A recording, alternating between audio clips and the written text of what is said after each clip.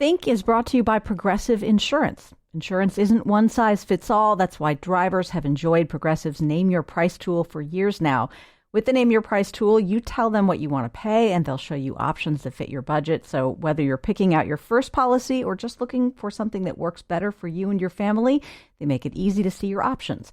Visit progressive.com, find a rate that works for you with the Name Your Price tool. Progressive Casualty Insurance Company and affiliates. Price and coverage match limited by state law.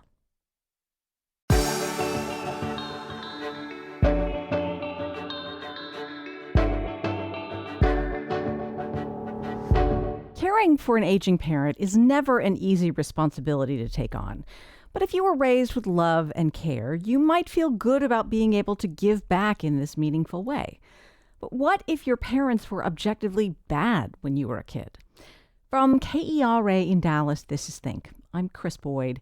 Many millions of adult children are being called to take care of the rapidly aging generation above them, including those whose memories of childhood are tarnished by cruelty, violence, or neglect. And as my guest discovered, some of those reluctant caregivers feel they have no choice but to step up and meet their parents' needs. Katie Engelhardt is a staff writer for the New York Times Magazine, where you can read her article, The Pain of Caring for a Parent Who Abused You. Katie, welcome to Think. Thanks for having me. Americans spend their working lives saving for retirement because we don't assume adult children will support us financially. But when we start to need help with daily living and personal care, if someone has children, our culture does sort of expect them to step up, doesn't it? That's right. I think there's kind of cultural reasons at play here for sure. Many of us feel some vague sense that we owe our parents a debt of gratitude. They raised us when we were dependent offspring, and now we owe it to them to take care of them in old age. But I think it's also important to note that there are a lot of structural or systemic causes that play into this too. A number of healthcare experts have told me that the American healthcare system is, compared to other advanced industrialized nations, uniquely reliant on family caregivers. So we do see people who are pulled into caregiving for reasons that are sort of less warm and fuzzy. Yeah, give us some details on that. How do the particular benefits provided by the federal government or not provided by the federal government to American seniors tacitly require someone to be available to provide unpaid care for a lot of people? Mm-hmm. So what many Americans are startled to learn when they turn 65 is that Medicare doesn't cover very much in the way of caregiving. And I'm talking about things like help with toileting, showering, medication management. Very little is covered. What you'll see is Medicare will step in, say, after someone has an acute injury, they fall and break their hip. Medicare will cover some care during that time and maybe in the immediate period afterwards, but not long-term care. Medicaid does cover some long-term caregiving, but only for people who have very minimal resources and very minimal in the way of income. And even then, it's often not enough, a couple of hours a week, say, which may be nowhere near what a person needs. So really, in a lot of cases, family members have to step in or watch as an elderly parent succumbs to some kind of neglect. Elder care is a big responsibility. Even when the parent-child relationship is warm and solid, it can be exhausting. How did you start thinking about this subset of adult children whose parents, just for a variety of reasons, did not do a great job with them? Well, yeah, that's exactly it. I mean, I've covered caregiving for a long time, and I've seen the way that even in the best of circumstances, even when someone has some resourcing behind them, even when there's a lot of love and warm feelings as part of the relationship, caregiving is just so hard. It can really break caregivers, and in a way that I don't think is socially recognized in the way that for instance, the toll of parenting is. I mean, I have little kids, and all the time people are asking, how old are your kids? You must be so tired. You must be so busy. No one's asking me, how are your parents? Are they in good health? Are you, up at night at 3 a.m. because there's someone who lives in your house with dementia who's wandering and has day and night confused? I mean, it's just this kind of socially cordoned off thing. So I'd seen that. And then I don't know, I just started to wonder one day, God, what is this like when there aren't the warm feelings motivating this care? What do people do and why do they do it?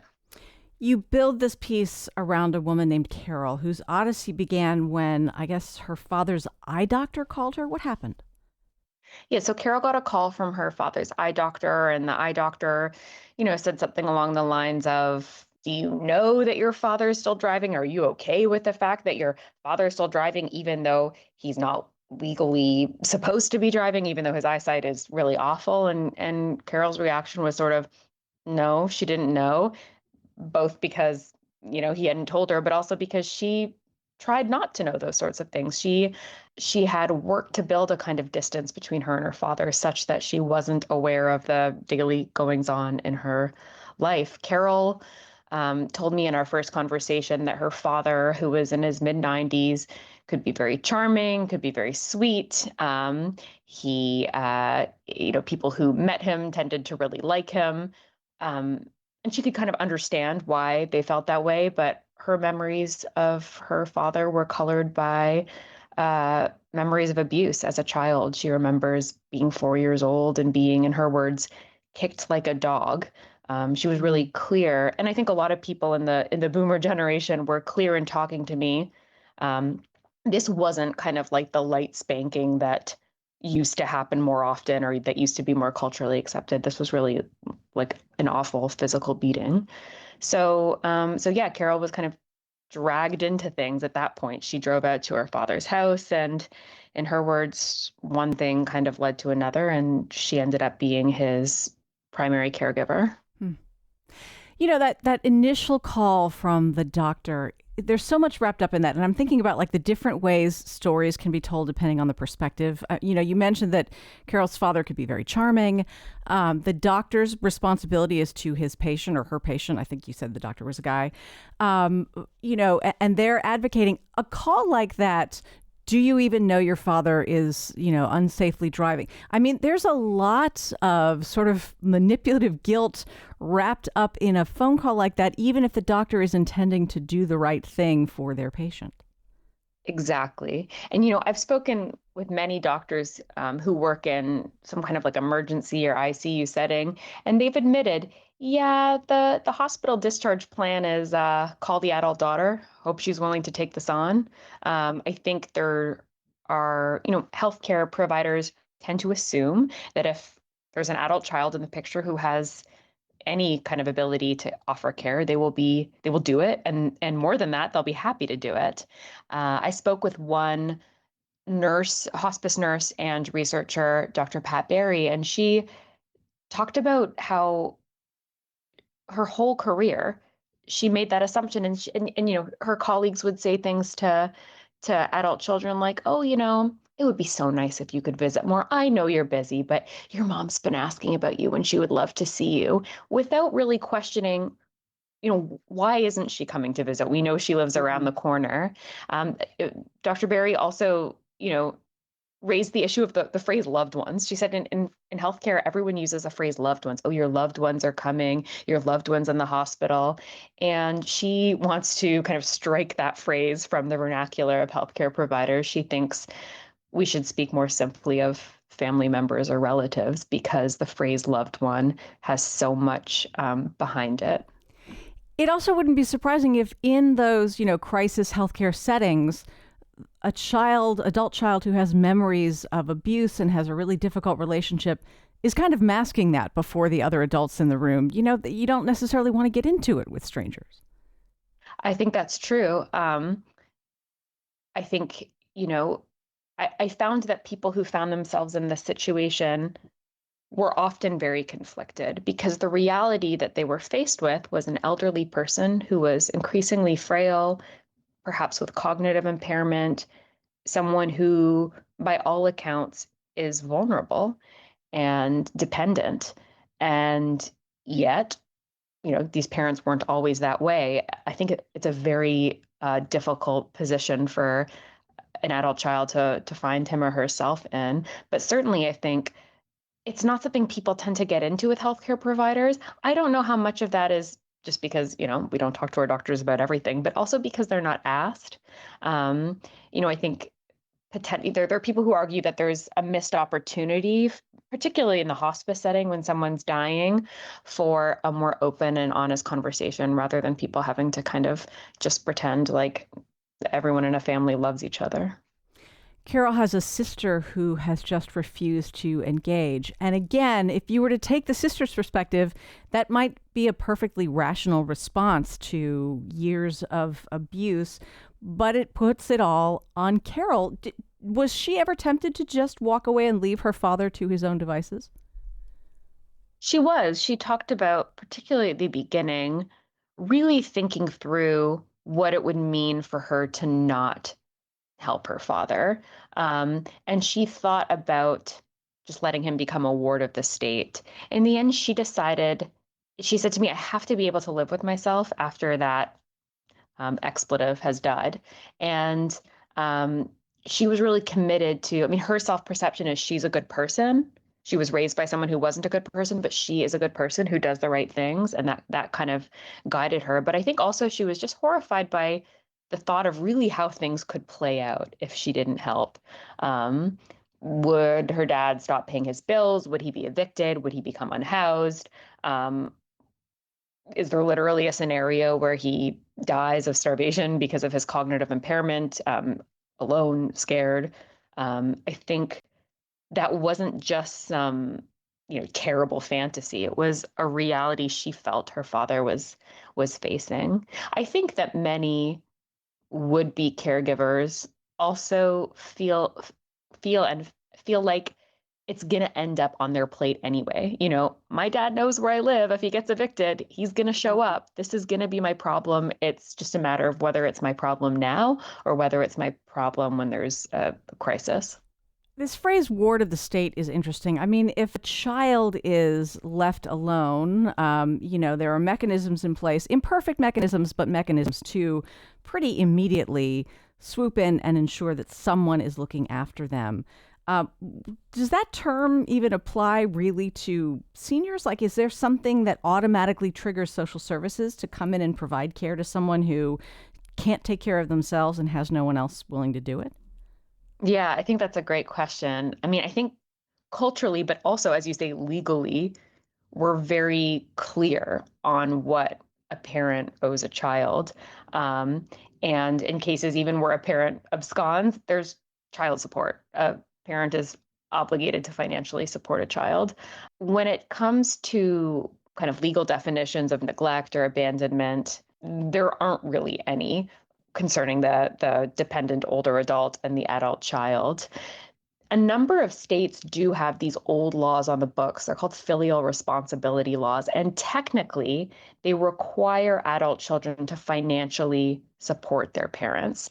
They are very, very rarely enforced. But there was a famous case in Pennsylvania about a decade ago where a man was forced to pay his mother's nursing home bill. It was something close to $100,000 after she, left the nursing home and left the country without paying. So, historically, at the time of the colonies, there was this sense that relatives should be responsible for dependent older adults, but that has sort of waned. And the laws are, as I said, very rarely invoked. And I think most people would think it would be very unfair to have them invoked.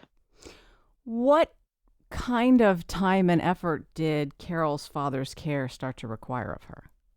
So he never moved in with her. That was a kind of hard line that she had, but she was managing everything for him. And it took many hours of her day. That was everything from the kind of administrative stuff, paying his bills, bringing him to appointments, getting his prescriptions filled, to bringing him to the emergency room when he inevitably fell, to kind of making sure his home was sanitary and relatively safe. So it was kind of just a collection of things that added up. And then towards the end, when it was a matter of finding somewhere for him to move, getting him placed into hospice, that was, she was at his bedside for most of the day. It was really the main thing in her life. Katie, I was really surprised by the studies that you cite. This is not a tiny infinitesimal fraction of people, adult children.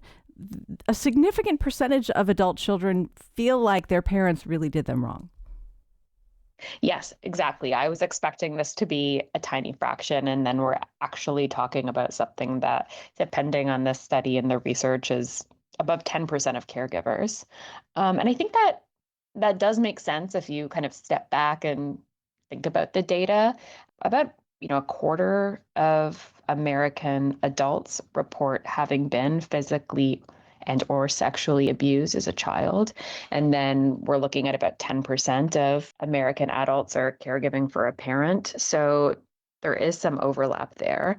I think that this is a group that tends to be quite quiet. They gather sometimes on Facebook pages and find each other, but there's no sort of cultural narrative that describes this. And I think people feel they both feel alone, but then the kind of added injury is they feel when if they ever do kind of admit what they're doing to a friend, they feel judged for choosing to be caregivers. I think they often meet a cultural attitude of, why are you doing this? You don't know these people anything. And I think relationships are rarely that clear cut.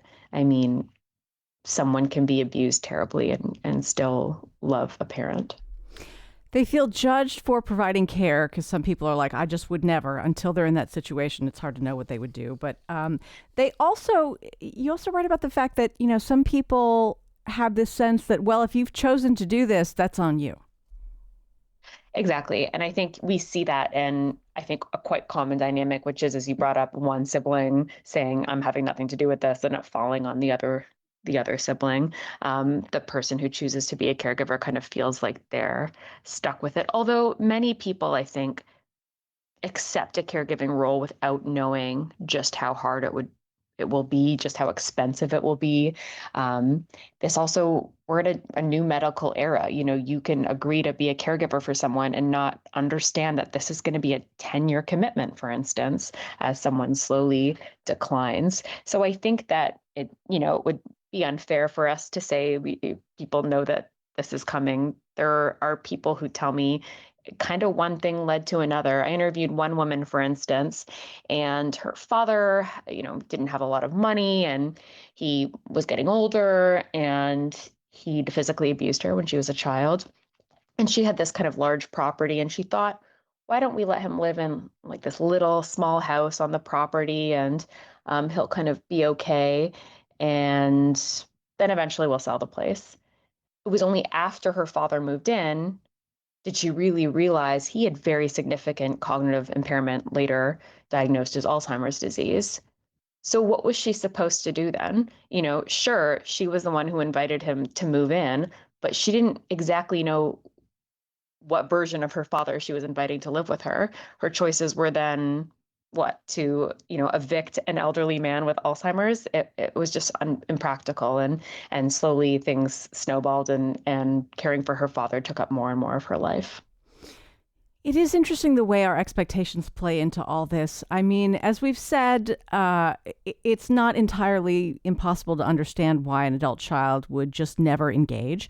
Once they do, though, if someone decides they've had enough of caring for an abusive parent, they will be very harshly judged for then walking away from that. Like, is there any legal obligation to continue that care, or is it mostly a kind of a social expectation?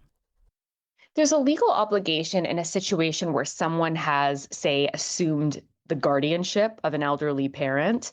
Then to walk away from that, there would be legal implications. But short of that, no. I think, practically speaking, once people are intertwined again with a parent that they perhaps had some distance from, it's very hard to walk away.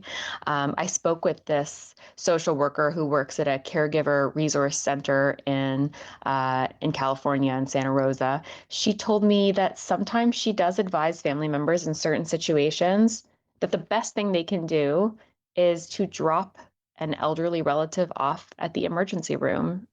She says sometimes people get dropped off with little notes, often people with dementia with notes pinned to their shirt, please take care of me.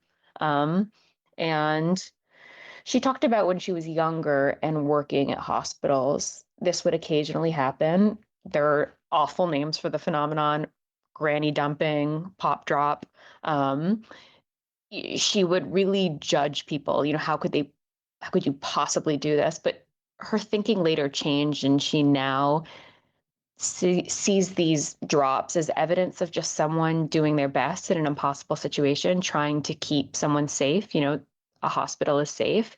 She talked about how with newborns, parent is able to legally leave a newborn at a place like a hospital or a fire station, not face legal repercussions. And the point is, it's better to have them babies abandoned in a safe place where they'll be taken care of. She sees this as sort of an equivalent for older parents. We should say Carol's father grew increasingly dependent on her, Mm-hmm. did not make himself easy to look after. No, I think it's hard to kind of attribute agency to him because he did have cognitive impairment.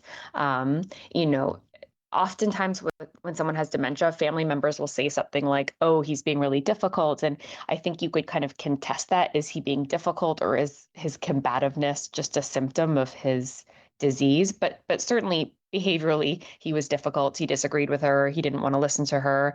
And Carol admitted that she would yell at him.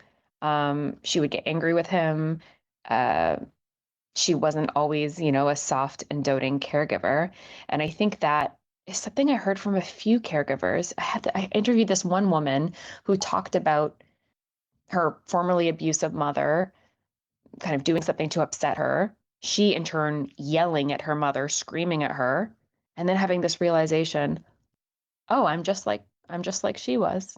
I'm no Mm. better. I'm doing just what she did to me when I was dependent and frail. Boy, that has to be devastating. I think it's devastating for someone who has tried to do the right thing to then find themselves in the situation of being an aggressor. And I think, that's something that social workers are certainly thinking of when this dynamic comes together, when there's a adult child caring for a parent who was formerly abusive. Yes, we can see that the adult child might be in danger of continued abuse in some way, maybe physical, but also emotional, psychological. But the reverse is true too. As they say, hurt people hurt people. So it can also be true that a caregiver can snap. That's true for any caregiving situation, but I think um, people who were formerly abused are particularly vulnerable. What did you learn in your interviews talking to all kinds of people in this situation about the various reasons they have for taking on this responsibility? Yeah, at some point in my reporting, I compiled a list, and just from my interviews alone, there were like 100 reasons, and they range. When I'm talking about reasons people agree to be caregivers, they range from, um, there was no one else to do it. Uh, he was going to make it my problem anyway, all the way to, even though dad hit me when I was little, he defended me when I came out as gay, or um, I'm choosing to be a caregiver because my father apologized, and surely that has to count for something, or it should count for something. I mean, there were just so many reasons people did it. It wasn't as simple as I feel a debt, like there's this debt I have to pay off, I have to do it. It really was much more complicated than that. So often, of course, people who are at the age of caring for elderly parents also have, young families at home. How often are people not only in this situation where they're doing something they don't feel necessarily really inclined to do, um, finding that it comes in conflict with their other responsibilities. Yeah, I think, we talk about the sandwich generation, particularly we tend to talk about women who are mothering children and also caregiving for older parents or parent-in-laws. Um, I think it does sometimes collide. I interviewed one woman and she talked about how caregiving for her father became kind of the most difficult and time consuming aspect of her life. It eclipsed even her parenting role, and it took away from it too, because it took away her time, but also took away her sort of emotional resilience, whatever she had left at the end of the day. But it also came into conflict more directly. She gave me this example of her kids playing outside, like on bikes and being noisy as kids do and should do, and her curmudgeonly father coming out of the house and like grabbing her son's bike and throwing him to the ground, and yelling at them to be quiet. So she was able to see again the risk of his abusiveness carrying on to another generation. And for her, that was heartbreaking because she really saw herself as um, someone who was ending a family lineage of abuse. There had been abuse of children for generations in her family, and she was the one who was going to put a stop to it. She was very proud of that. That was one of the reasons she agreed to be a caregiver for her father, because she was going to be the one who acts with love and generosity and nonviolence. There are people who have children, none of which are daughters. Why is this overwhelmingly an issue for women and not men in this country? Yeah, I mean, it's very clear that more women than men do caregiving, although many men are also caregivers. And I think that's not necessarily reflected in our narratives about caregiving.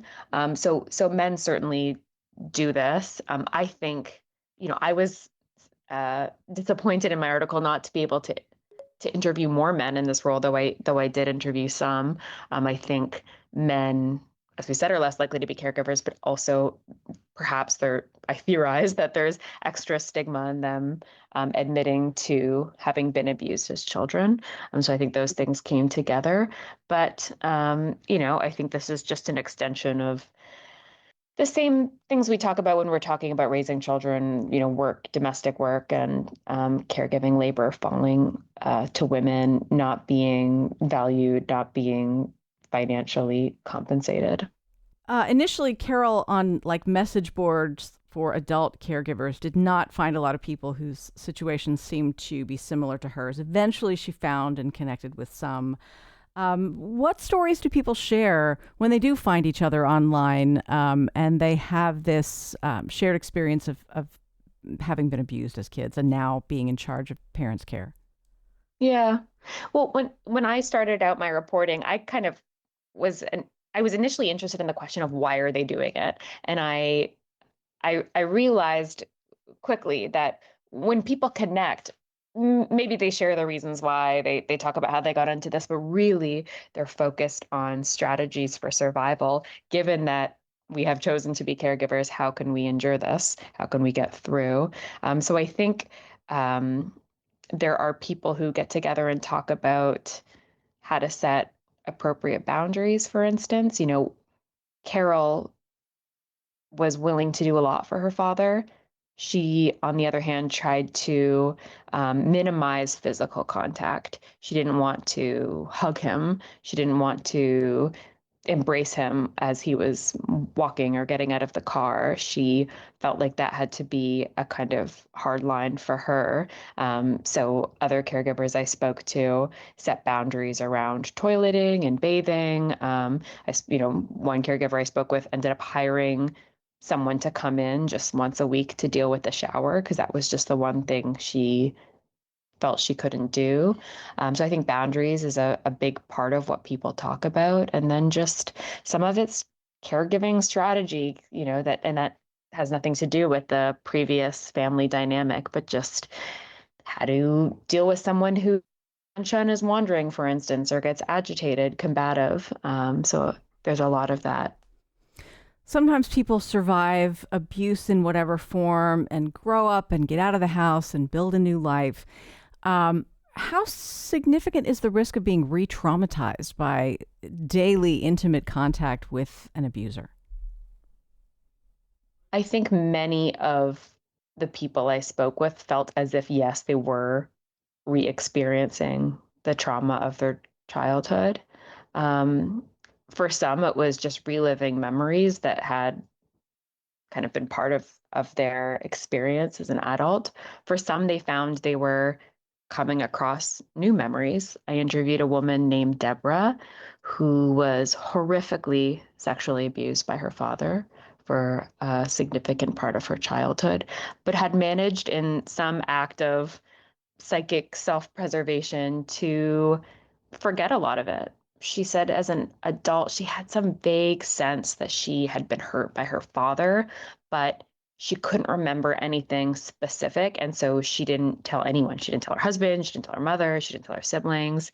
It was only after she moved in and took on the role of caregiver that she started to have these flashbacks and her memories became clearer and more specific. You know, Carol, the protagonist of my piece, had a very interesting approach to this.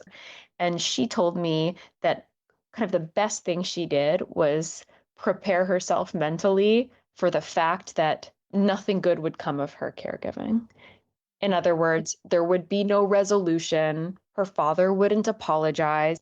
There would be no redemption arc. And I think that's something that a lot of caregivers maybe expect at the beginning and don't find. And that can be a tremendous disappointment too. Even for people who have steeled themselves against it, I think people can head into the experience thinking there's going to be some sort of resolution to our relationship, and there's not. There's a terrible stretch of caregiving and then a parent's death. Katie, Carol was able to sort of help herself understand that there would be no redemption arc for her father. He wouldn't apologize. The dynamic between them wouldn't radically change.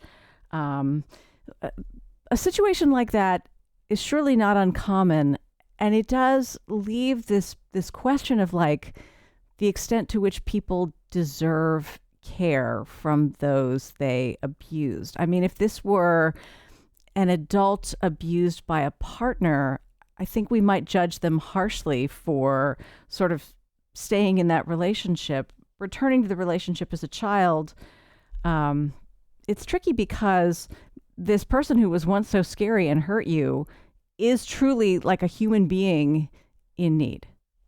Mm-hmm. Yeah, I think the question of deserving is interesting. I mean, first, I should say, I think there are families and cultural groups, communities where this question doesn't even really come up. In other words, you have to take care of your parents. It doesn't matter what happened before. There's no like sense that this obligation is conditional, dependent on how you were raised. You just have to do it. So I think that's true for some people and families. Um, but I think others do wrestle with the question of whether a parent deserves it. And then again, you get into this tension of, well, which version of the parent? Is it possible that the previous, 30-year-old version of the parent is completely undeserving, but this new frail person with dementia does deserve more? I think there really is a tension there. And I mean, even philosophers have debated this for a long time. They became interested in the question in the 70s when Social Security was being expanded, Medicare and Medicaid were coming into force. Even philosophers couldn't sort of decide on how much we owe parents, given that we didn't ask to be born. I think a lot of caregivers, too, are dealing with the fact that their parents were flawed, and also that in many cases, their abusive parents were themselves abused as children. So again, that gets complicated. That was true in the case study that my article follows. Andre was an abusive father. He was also horrendously abused as a child. So, yes, he had the agency to not be abusive himself, but also I don't think any of us would say that he was sort of starting with a clean slate. I think people really get twisted up in the complexity of it. I think it's also true. I mean, it must be said, people can be abused and still love their parents. I think a lot of people I spoke to even struggled with the word abused or abusive when I would say it. People even asked me, do you think I was abused? Because wasn't everyone hit back then? And how do we kind of judge? And the way my dad hit me, it left marks that lasted for a day or two. Is that more than my neighbor who was spanked? Is that somehow different? Is there some threshold, that differentiates a perfunctory spank with like a real act of physical assault? I think people really struggled with that. Do I judge my parent against some objective standard, or do I have to think about time and place, historical context? This is also messy and complicated, which surely adds to the challenges of people taking all this on. To go back to this question of, does this new frail version of a person who maybe, has experienced serious health complications, do they deserve compassion as a human being? One might argue, yes, they do, and also say, but does it have to come from the child they hurt? Yes, I think that's absolutely fair. And I think I interviewed a woman who used to work in dementia care, who is now a philosopher, Matilda Carter, and she talked about people having this sense that, and it's a like a sense of guilt that the care they provide would be better. A daughter's care, a son's care would inevitably be better care than care provided by an institution like a nursing home. And she argued that that's just not the case, and that specifically when we're talking about advanced cognitive impairment, there's a good argument that the institution's going to provide better, more humane care than any individual can provide on her own at home. So I think that that can be part of it too. But again, in the American context, there's this gap period where someone doesn't necessarily qualify for entry into a nursing home, but they need help. And that's the period where there's not a lot in the way of public resourcing. And that's where family caregivers get really pulled in. Do people working in this space think it is helpful for caregivers who are in these complex relationships to their parents to try to communicate that to like the parents' healthcare team? Yeah, I think that, certainly the people who are thinking about this question, they feel like it would provide the healthcare team with an opportunity both to just interact with the family better, but also maybe to be more mindful of the caregiver. I think a lot of people who are good healthcare providers understand that when an older adult is dependent, yes, that's your patient, but you're treating the family, and the family unit is going to determine a lot of how that person fares. So I think they think it would be helpful to be able to think about things in the hospice setting. Certainly, I mean, hospice. People qualify for hospice when they have 6 months or left to live in the view of their doctor. And hospice is this kind of big blanket care opportunity where there are doctors, but also nurses, also chaplains, and often social workers or psychologists available. So in that situation, theoretically, a caregiver would be able to get some kind of psychological assistance too. There was a time when in this country there were no government resources applied to this. It was sort of all on families.